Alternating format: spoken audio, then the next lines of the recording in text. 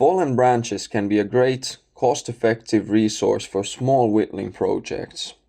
In this video I'll go through where to look for them, what kind of wood to look for, and why the normal recommendations for whittling woods don't apply very well to fallen branches.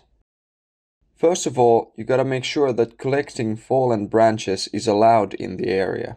After that, my suggestion is to go somewhere where it's often windy and somewhat dry. Forests near open areas like fields or bodies of water are great. Wind means that there are more fallen branches, and a dry forest floor means slower decomposing.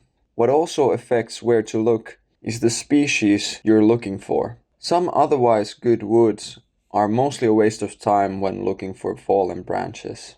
Birch and alder are used for wood carving by many, but their branches almost never fall before they're rotten, and if they do, they rot on the ground very fast. As you can see, there are so many fallen branches here, but all of them are bad. Even many of the ones still attached are rotten.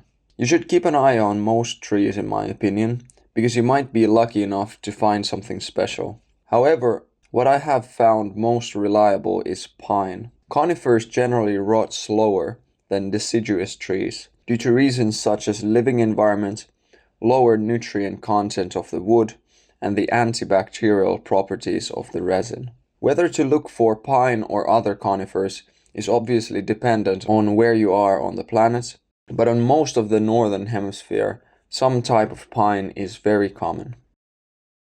Like said, many good whittling woods rot fast and are therefore hard to find outside without cutting living trees. Also, when it comes to small projects made of small pieces of wood, the hardness of the wood isn't as big of a deal. The amount of cuts is minimized, and often the wood might still be moist, which makes it softer than dried timber of the same species. This is why I suggest to not be too picky with the species, and just trying whether or not the wood is soft enough to carve.